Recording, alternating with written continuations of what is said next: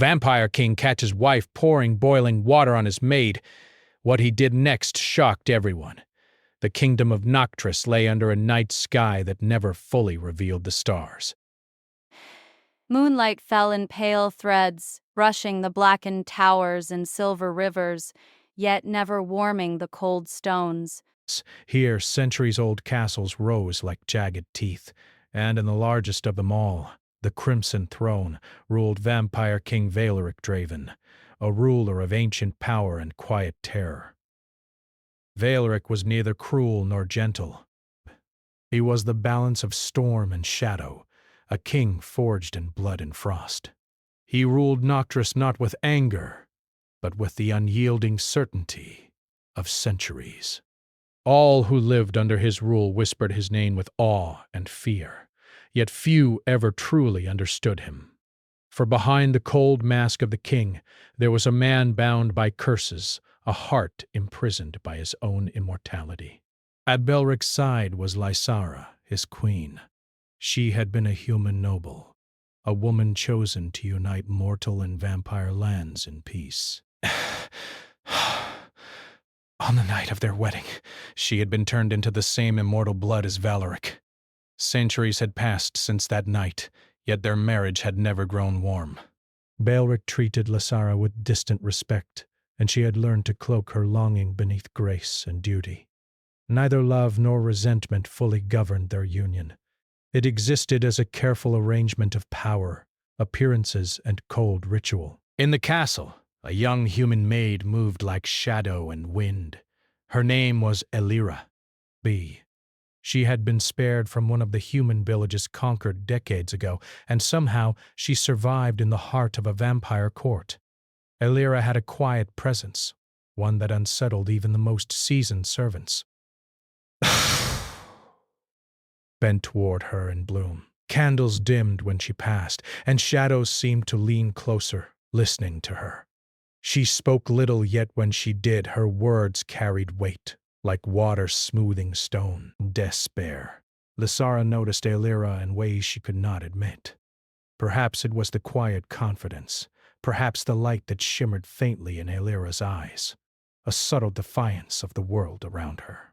For the first time since becoming immortal, Lysara felt a pang of jealousy, sharp and unfamiliar, a burning thing that rose slowly inside her chest. It began in small ways. Lysara watched Elira receive Valeric's attention, not spoken or offered, but simply given in the pause of a glance, in the way the king's shadow seemed to linger near her. Lysara's pride stung. Jealousy festered into obsession, and obsession into a plan born of anger. The steam chambers were silent that evening, except for the hiss of water and the crackle of burning wood in the hearth. Lysara had cornered Elira there, her hands trembling just slightly as she lifted a basin of boiling water. Enchanted so that even immortal skin would blister at its touch. The shadows danced across the marble walls, stretching and twisting like living beings, as though they too held their breath. Elira, Lysara said, her voice tight, brittle. You think you are clever. You think you can take what is mine. Elira's calm gaze met hers. I take nothing that is yours, my queen, she said softly. I am only existing. Existing? Lysara repeated, her teeth clenched. Do you call standing there, stealing him and turning my life to ash, existing? Elira lowered her eyes, her voice barely above a whisper. Bration, I do not steal. I cannot. Only you decide what is yours. Rage and jealousy surged like wildfire, sharp and scorching. In one swift motion, she tilted the basin, sending a wave of boiling water toward Elira. Elira did not scream. She raised her hands instinctively, and the water met her in midair, but it passed through her like silver mist, leaving her unharmed. Her skin shimmered faintly under the candlelight, as if some hidden force protected her. The steam rose, curling around the two women like ghostly serpents. And then the chamber doors burst open. Valric stood there, tall and still, his dark cloak brushing the stone. His eyes, eclipsed moons glowing faintly red, took in the scene with a measured calm that made every servant in the corridor tremble. The sight was almost absurd in its intensity. Lysara frozen, the basin empty and steaming, Illyra kneeling, unharmed yet luminous, and the king standing silently in the doorway watching it all. Lars, Valric's voice cut through the tension, low and... "Seize the queen!" The words echoed through the chamber, chilling every heart. Lysara's jaw dropped. No one had ever dared command her, and she had been immortal for centuries. The court had never witnessed a moment like this. Breath. Lysara's fury turned to disbelief. You dare!" she hissed, but the guards obeyed without hesitation, binding her in silver chains that glimmered with enchanted runes and pulling her toward the door. Valric turned his gaze toward Illyra. He knelt, his movements deliberate, respectful. Not in affection, not yet, but in recognition, Press. Recognition of a power that even he, ancient and wise, had only heard of in forbidden texts and prophecy scrolls. Illyra looked up at him. Her silver eyes, unnatural, otherworldly, burned with the light of a hidden lineage. Long thought extinct, sigils of old magic traced her irises, marks of the moonborn, a celestial bloodline whispered of only in the oldest of vampire myths. Valric's chest tightened. Centuries of unbroken control, of restraint and mastery, faltered in the presence of a single mortal. "You," he said, voice barely audible, "you carry the blood that can undo the curse I have borne for hundreds of years." Illyra blinked slowly, kneeling in the haze of steam. "I do not know of curses, my king," she said softly. "I only am what I am. Perhaps that is enough." Valric's fingers twitched at his sides. He had not felt fear in centuries, yet now a tremor of something unfamiliar brushed against his heart. For a brief, suspended moment, the air itself seemed to pause, the kingdom holding its breath. Lysara's struggles against the guards were muted. Psst. She glared back at Illyra, hatred and fear colliding in her gaze. She had underestimated this human. She had thought power came from centuries of immortality, from the blood she now wore, from her proximity to the king. And yet here was Illyra, trembling, kneeling, unharmed, yet powerful enough to silence a king. Valric's mind raced. The Crimson Throne curse, a binding spell that had hollowed his heart for centuries, could be broken only by the blood of the Moonborn. He had hoped, foolishly, that he might live free of it, yet he had never expected to find the key in the form of a simple, quiet girl. He rose, towering over Illyra, and placed a hand lightly on the edge of the basin, letting the heat swirl between them. "Tell me," he said, voice resonant yet careful, "how have you survived here for so long? And what are you truly?" "I survive as I must," she said, "and I am only what the stars made me. Perhaps that is enough." Valric's eyes narrowed, and for the first time in centuries he felt the pull of destiny, of fate interwoven with his own long life. He understood that this girl, this Moonborn, was not simply a servant. She was a key, a force, and perhaps inspiration, a mirror of his own long-buried emotions. Behind them, Lysara's chains glimmered, her struggle silent but potent. She knew then, in that moment, that her position, her power, her hold over Valric was no longer guaranteed, and her fear, mingled with fury, planted the seeds of a dangerous plan. Valric's gaze returned to Illyra. "The court must learn your truth," he said, inspiration. For now you will remain under my protection. Elira inclined her head, silent and obedient. Yet something flickered in her eyes, a light unclaimed, a force untamed. Breath. Steam rose, the shadows curled, and outside the castle itself seemed to breathe in anticipation. Lysara, imprisoned but not defeated, whispered to herself as she was dragged away. This is not over, not by centuries. Velric watched her go, then turned back to Elira. Something unspoken passed between them. An acknowledgement of fate, a recognition of power, and a quiet promise that the events of this night would not be the last. In that suspended moment, the moonlight touched the silver of Elira's hair, illuminating her sigils. They shimmered like fallen stars, whispering secrets older than kingdoms, older than curses, older than the heart of the vampire king himself. And Valric realized with both awe and fear that everything in Noctris was about to change. The castle of Noctris had never known a quiet moment since the night of the steam chamber. Whispers filled the corridors like restless ghosts, echoing off black stone walls and glimmering silver tapestries. Guards, servants, and courtiers moved like shadows, unsure of what was truth and what was legend. In the heart of the palace, vampire King Valeric Draven walked through empty halls, the weight of centuries pressing down on him. His gaze was distant, thoughtful, almost fragile, a sight no one had ever witnessed. The Crimson Throne curse had long kept his heart frozen, leaving him an immortal ruler, feared and unchallenged.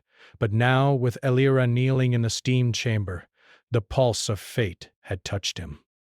His chest, long empty, had felt a stir of warmth, something forbidden, something dangerous. Elira's presence haunted him.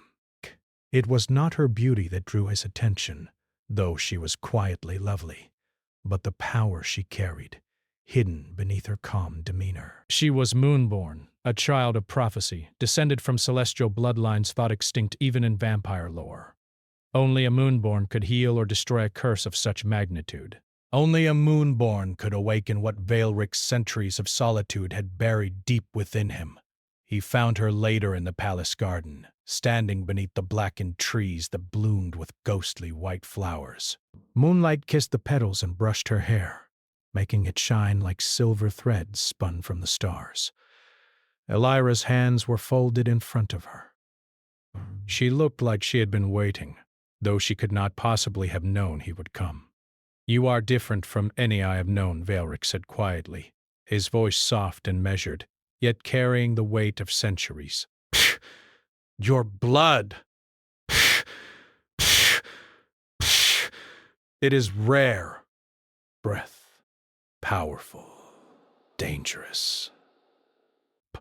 Elira did not flinch. "I do not wish for power, my king," she said gently. "I only wish to live and to do no harm." Valric's gaze softened. For the first time in many long years, he felt uncertainty. He had ruled kingdoms, survived betrayals, and withstood the turning of centuries. Yet now he found himself uncertain of how to act. "The curse I bear has made me what I am," he murmured. "It has kept my heart locked, my emotions stilled. Only moonborn blood can break it." And you may hold that power. Elira lowered her eyes, the moonlight catching on the faint silver sigils in her irises. "I do not know if I can," she whispered. "Desperation, and even if I could, I would not choose lightly. Such magic. It asks for more than life itself. It asks for sacrifice." Valric's hands curled into fists at his sides. The thought of her being harmed, used, or forced sent an unfamiliar and unwelcome wave of fear through him. He had always been in control. He had always been the one deciding who lived and died. And yet now, He felt powerless in the presence of a single mortal girl. Meanwhile, in the mirror tower, Lysara seethed in her silver-bound prison. The chamber was lined with mirrors that reflected not her image, but the truth of her heart. The first reflection she saw was Veilric, not cold, not distant, but filled with curiosity, respect, and something she could not name. The second reflection was Alira, calm, resolute, glowing with hidden power. And the third was herself, surrounded by fire and shadows, clutching at a basin of boiling water. A queen who had almost destroyed a girl for envy, who had almost lost everything for her own bitterness. "Jealousy is a poison," she whispered to her reflection, voice trembling. "And yet, I cannot let her take him." Back. She began to study the ancient scripts and rituals stored in her tower, ones passed down from vampire queens before her. She traced her fingers over symbols older than kingdoms, chanting words that resonated through the stone. Her plan was forming. If Alira could break the curse on Veilric, Lysara could lose him forever. And she would not allow that. As Lysara whispered her incantations, shadows stirred. The air grew thick with magic. The mirrors reflected visions of fire and moonlight, of two souls intertwined and one heart at risk. Lysara's breath grew rapid, her heartbeat echoing like drums in her chest. For the first time, she felt the full weight of fear and the dangerous thrill of power. Back in the palace garden, Veilric and Alira spoke in quiet tones, each word heavy with meaning. "Why do you kneel before me?" Veilric asked. "I am not your king, in truth, not yet, Bray. And you could leave this place and never return. But why do you stay?" Alira's gaze lifted, steady and unwavering. "Because I am here now!" "And if I can help, then I will." "I cannot change the past, my king, but perhaps I can protect the present." Veilric studied her, realizing that her calm was a shield, and her power was not just in her blood, but in her choices. She did not bow out of fear, nor did she seek reward. Principle. And that principle, he knew, could reshape not just his fate, but the fate of Noctis itself. Over the next days, Veilric observed Alira closely. She moved through the palace as though she belonged, yet she never sought the throne, never sought the king's favor. Servants spoke in hushed tones of her courage, of her quiet strength. Veilric watched, understanding that the girl had survived in this court for decades without being noticed by cruelty or by ambition, an achievement impossible to ignore. Meanwhile, Lysara's influence within the palace grew even from confinement. Whispers of her power, the legacy of her blood, and the ritual she was performing in the mirror tower reached even Veilric's ears. He realized that the danger was no longer just the curse he bore, or the fragile moonborn girl who could break it, but his own wife, whose jealousy, rage, and cleverness had no bounds. One night, Veilric entered the chambers of the imprisoned queen. Lysara's eyes burned like embers, and her voice, though low, was dangerous. "Do you think she is special?" "That girl cannot understand you, Veilric. She cannot feel what I feel. Breath. She cannot love as I have loved you." Veilric shook his head, silently, his eyes cold. "Love is not possession, Lysara," he said softly. "It is not earned by cruelty or jealousy. It is not proven by fear or anger. You have not given me a reason to love, only reasons to rule." Lysara's hands clenched. Her heart, immortal and frozen, quivered for the first time in centuries. "And yet, you will fall for her, will you not?" she hissed. "You will turn your eyes to her light and leave me in shadow." Veilric did not answer. His silence was more powerful than any word. He understood that what was happening between him and Elira was not love, not yet, but something deeper, something ancient and fated.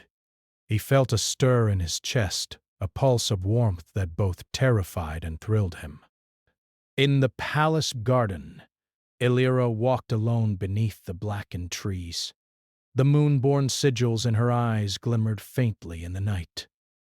She sensed Velric's gaze even before he spoke. "The curse is older than this castle," he said, standing behind her without warning. "It has taken kings and queens. It has left hearts hollow and kingdoms in ruin." Grasp. "And yet, it waits for you, not me, to end it."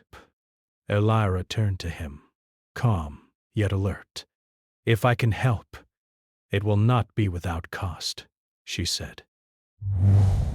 "The curse is not mine to bear, and if I try to lift it, the burden may fall elsewhere. I will not harm the innocent, even for a king." Velric knelt beside her, for the first time lowering himself to mortal eye level. "The innocent," he said, "is not always obvious, and the guilty are not always punished.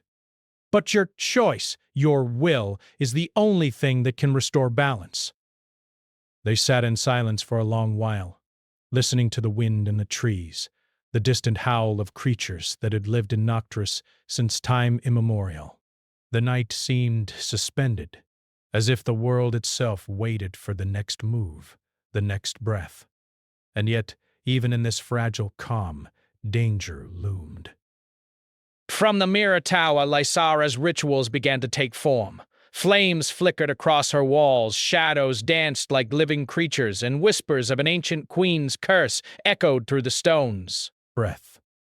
She was learning how to draw upon her own immortal power to oppose the Moonborn, to wrest Velric's fate from Elira's hands.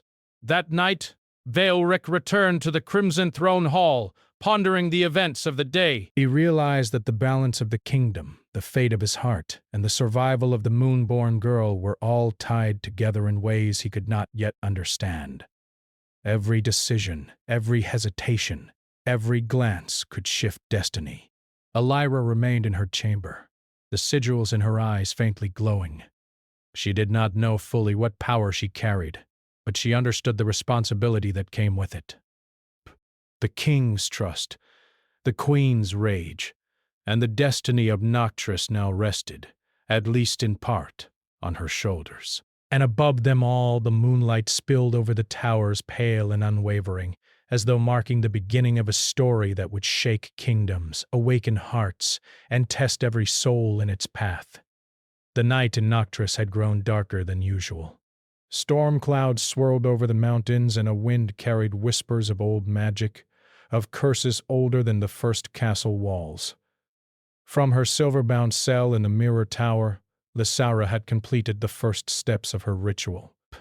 The mirrors reflected a woman unrecognizable, hair streaked with silver flame, eyes glowing crimson, skin glimmering with an unnatural light. She was no longer the restrained queen she had once been. Breath. She was something new, something dangerous. The ritual had awakened the Ashen Empress within her, a power born from grief, rage, and jealousy. Her magic did not burn like fire nor cut like steel. It consumed, slowly and utterly, feeding on emotion itself. Shadows twisted toward her will, forming shapes that hissed and whispered secrets. Lysara had become a force the kingdom had never faced before. Meanwhile, in the palace gardens, Elira felt a shift in the air. The moon-born blood in her veins pulsed in warning, silver sigils glowing faintly in her eyes. Break. Something ancient and perilous had awakened. She turned, sensing not danger from mortals, but from immortal power wielded with anger and heartbreak. King Velric Draven felt it too. The chill of centuries had returned with a vengeance, but this time it was not his own coldness. It was Lysara, reshaped by magic, reaching out with fury that could shatter stone and bend shadows. He had expected this confrontation, yet seeing the extent of her transformation left even him unsettled. Elira approached Valeric quietly in the empty hall, their steps echoing. "The Queen, she has changed," Elira said softly. "Her magic is old, older than anything I have faced. She will not hesitate to strike at anyone who stands in her way." Valeric nodded. "I know," he said, "and yet I cannot stop her alone. I will not let harm come to you. Not now, not ever. Bray." His gaze lingered on her, heavy with unspoken thoughts. He had never felt this urge to protect, this need to intervene. It was not affection nor desire. It was recognition, perhaps. He saw the weight of her choices, her courage, and it stirred something long buried in his heart. The first attack came at midnight. Prince. Shadows stretched unnaturally across the castle corridors, coiling like living snakes. Servants screamed as mirrors shattered in every hall, splintering glass raining down like jagged snow. Lysera moved through the palace like a storm, her presence bending reality, her voice carrying the promise of ruin. Valeric confronted her in the throne hall, standing between the Ashen Empress and the helpless servants. "Woo! Lysera," he commanded. "Cease this madness!" She turned, crimson eyes blazing, and laughed. It was a sound that chilled the blood of even the oldest vampire generals. "Madness?" she hissed. "I am no longer bound by your cold indifference. I am beyond fear, beyond restraint. I will have what is mine, or I will burn this world to ashes." Valeric's chest tightened. He realized then that he had never truly understood her. He had ignored her heart for centuries, treating her like an immortal tool, never a partner. Her cruelty now was born of neglect, of unspoken pain, of a love twisted into obsession, because he had never acknowledged it. Elira stepped forward, silver light pulsing faintly around her. "Stop, Lysera," she called. "This path will destroy everything. You, the king, the kingdom." "You are stronger than this. You do not need to prove yourself through ruin." But Lysera's rage was beyond reason. The Ashen Empress within her laughed, and the shadows coalesced into jagged forms, moving to strike.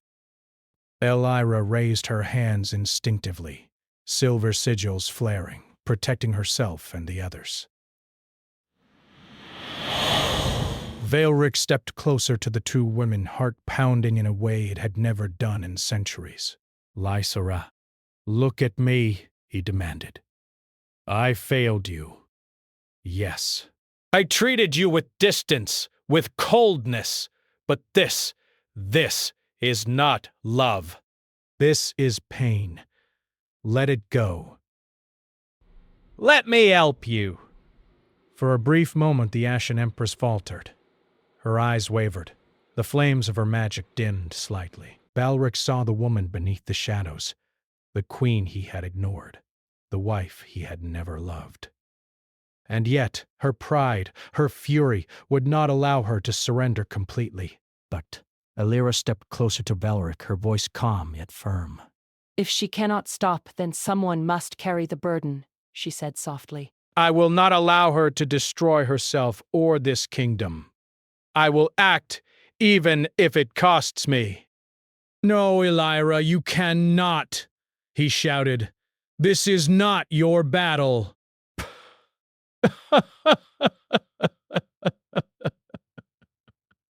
"You are mortal. You could die." Breaths. "I know," she said. "But I also know that fate has placed this power in me. I cannot ignore it. I will bear it. Save others." With that, she began a moonborn ritual of her own, drawing upon the celestial blood in her veins. Silver light spread across the hall, forming intricate sigils on the marble floor. She chanted softly, her voice steady, resonant, weaving a counterforce to Lysara's ashen fire. Lysara screamed, a sound filled with anguish and rage, as the two forces collided. Shadows hissed and coiled, glass shattered, and the walls themselves seemed to bend under the pressure of ancient magic. Velric stood in the center, caught between two powers, his hands glowing faintly as he tried to maintain the balance, protecting both women from each other's full force. The throne hall became a storm of light and shadow, rage and will, past and present. Lysara's ashen form towered, her crimson flames clashing with the silver moonborn energy. Elira, kneeling in the midst of the light, did not falter. She bore the strain, her body glowing faintly, her voice never breaking, her mind focused entirely on the ritual. Velric's heart ached as he watched her. This mortal girl, so small, so fragile in appearance, was standing against immortal power with courage that surpassed centuries of vampire strength. And yet, he knew the cost. If the ritual succeeded, Elira would bear a burden of suffering not meant for any human, not meant even for Moonborn alone. "Stop this!" Velric shouted, raising his hands. "Elira, you do not have to endure this alone. Lysara, surrender now." "But there is another way." But Lysara's pride was unyielding. "I will not," she screamed. "If I cannot have him, no one will. I will burn everything to ash before I surrender my claim." The room trembled. The very air seemed to crack, humming with ancient magic. Bust. Elira's sigils flared, pulsing with a light that reached into the shadows themselves. She closed her eyes, focusing entirely on the balance, willing herself to withstand the Ashen Empress's fury. Balric felt a pull on his soul, a tugging at the deepest part of his being. He realized then that the curse that had bound his heart for centuries was unraveling, not because Elira's magic was strong, but because of the choices being made. But love, sacrifice, courage, these were forces stronger than any spell. And yet, they came at a cost. The battle between shadow and light escalated. The marble floor cracked, silver and crimson energy mingling, creating waves that threatened to engulf the palace. Lysara's cries echoed through the halls, resonating with grief and rage. Elira's soft, steady voice countered them, weaving strength into the chaos. Velric stepped into the circle of energy, feeling the strain as his centuries-old curse reacted to the moonborn magic. His chest burned, and for the first time, he truly understood the depth of Elira's courage. Fresh. She was not acting for power or glory. She was acting to save lives, his, Lysara's, and the kingdom's. With a final surge of will, Elira completed the ritual. Light flared, brighter than any torch, more potent than any magic Velric had witnessed. The Ashen Empress shrieked, the flames of her rage clashing with the silver moonborn glow. And then, everything paused. Lysara stumbled back, the shadows receding slightly, flames dimming. She looked at Elira, disbelief and fury in her eyes. Velric knelt beside Elira, placing a hand gently on her shoulder. He did not yet feel love, but he felt respect, admiration, and an awakening in his heart that had long been dormant. Breath. Elira looked up at him, exhausted but unwavering. "It is done, for now." She whispered, "The curse is weakening, but it will not end unless sacrifices are made. Someone must give willingly. Someone must bear the burden." Velric's eyes met hers. He understood, in that silent moment, that the cost of saving the kingdom, and perhaps even his own heart, would be great. Behind them, Lysara's crimson gaze burned. She had not been defeated. only delayed. And in her chest, pride and obsession still festered, waiting for another moment, another chance to strike. The castle, scarred by magic and shadow, seemed to hold its breath. Outside, the wind carried whispers of destiny, of choices yet to be made, of sacrifices that could reshape not just the kingdom, but the hearts of all who lived within it. The castle of Noctris was quiet now, but the calm was fragile, like the stillness before a storm. The throne hall, scarred by the battles of shadow and light, lay in ruins. Silver moon-born sigils glimmered faintly on the cracked marble, fading slowly as Alira struggled to remain standing. Her chest heaved, exhaustion etched into every line of her body. The ritual had been more draining than she had expected. She had poured every ounce of her will into countering the Ashen Empress, but she knew the danger had not passed. King Vaelric Draven knelt beside her, his hand lightly touching her shoulder. The centuries of his curse, the cold emptiness that had hollowed his heart, were beginning to fade.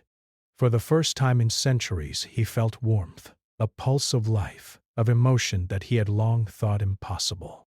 Breath. He looked at Alira not as a servant, not as a girl of mortal blood, but as a being who had faced the impossible and stood firm. "You've done more than you realize," Vaelric said quietly, his voice carrying the weight of sincerity. You could have been destroyed, yet you endured.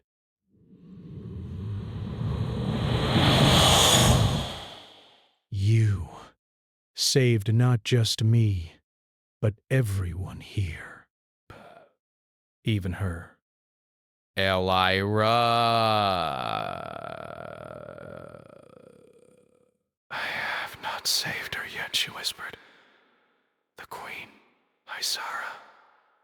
She still carries the ashen power.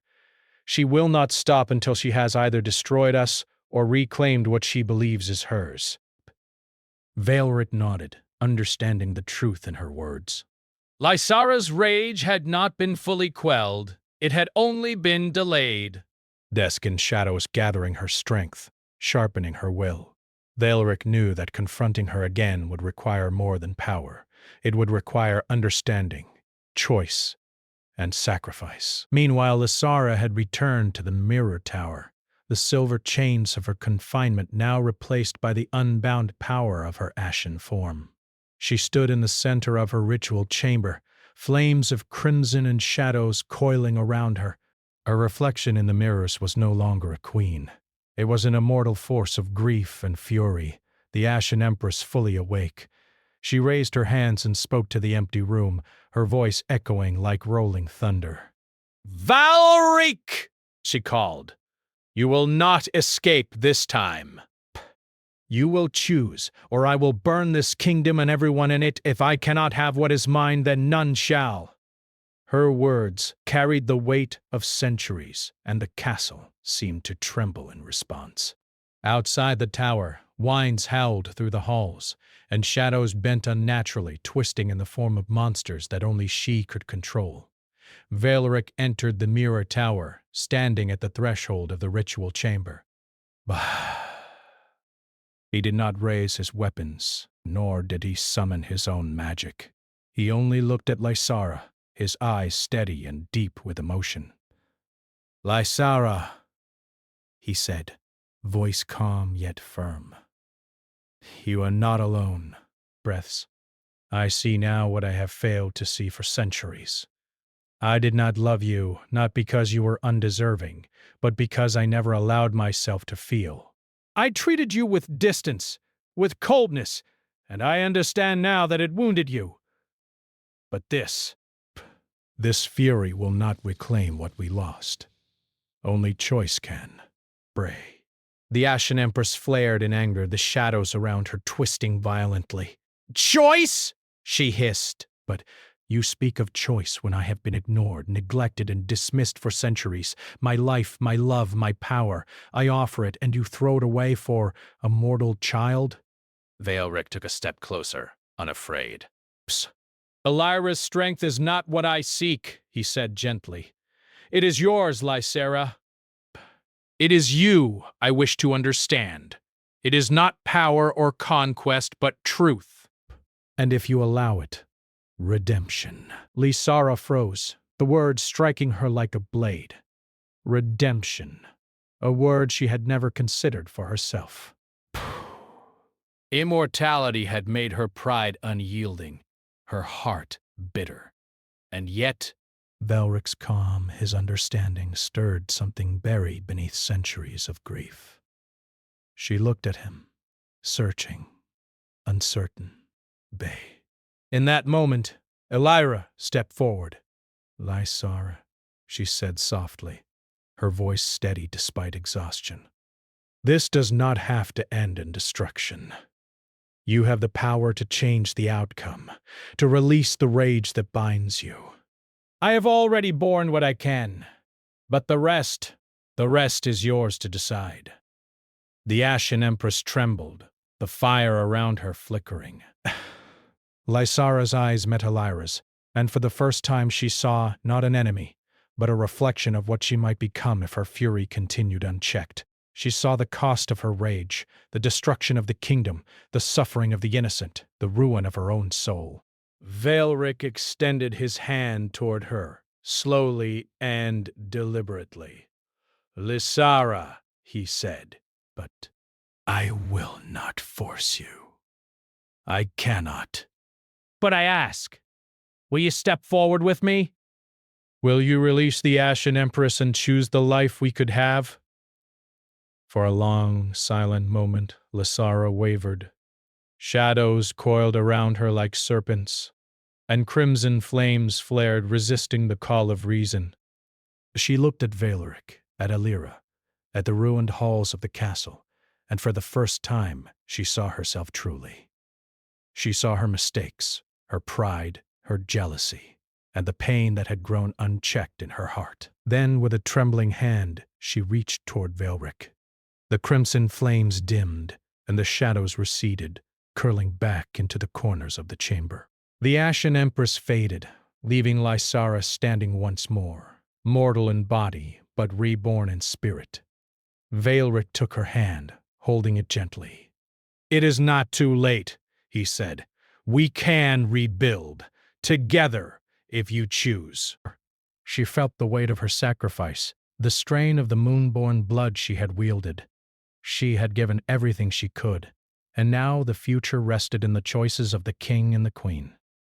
Lysara looked at Elira, gratitude and humility shining in her eyes. Thank you, she whispered. You have given me a chance I did not believe I deserved. I will not waste it. Outside the mirror tower, the moonlight broke through the clouds, bathing the castle in pale silver. Noctis had never seen light like this, a quiet symbol of hope after centuries of shadow. The kingdom itself seemed to exhale as if releasing centuries of tension and fear. In the following days, Velric and Lysara walked through the castle together. Their steps were slow, cautious, filled with the unspoken understanding of what had passed. They spoke little, yet the silence between them was no longer empty. It was filled with recognition, with hope, and with the first sparks of trust and respect. Velric often found himself standing in the gardens watching the sunlight reflect off the silver leaves. He realized that he had never truly understood what it meant to feel, to choose, to care. The curse had taken centuries from him, but the awakening had also given him clarity. He knew now that love was not possession. Love was choice, and he was ready to choose, not because he had to, but because he wanted to. Lysara, too, discovered a new strength in herself. Mortal again, yet wiser for the centuries of immortality, she began to rebuild who she was, not as queen, not as an immortal ruler, but as a woman who had learned the price of pride, rage, and neglect. Brace. She was free to choose, and that freedom, more than anything, felt like life. Elira, having completed her task, began to fade in silver light. Desk. She looked at Velric and Lysara one last time. My work here is done. she said softly. Your hearts, your choices are now your own. I will go where I am needed, but remember, the strength you need is already within you. Velric bowed his head in respect. Bray. Thank you, he said, voice thick with emotion. You have saved more than lives. You have saved our hearts. With a final shimmer, Ilera vanished, returning to the celestial realm from which Moonborn came. Inspiration. The palace felt emptier without her presence, yet lighter, freer. The danger had passed, and the weight of centuries had begun to lift. Burst. And Nautris flourished in ways it never had before. Velric ruled not as a king feared, but as one respected. His heart, once hollow, now beat with awareness and empathy. Lysara stood by his side, not as an immortal queen, but as a partner, advisor, and friend, someone who had chosen life over power, love over rage.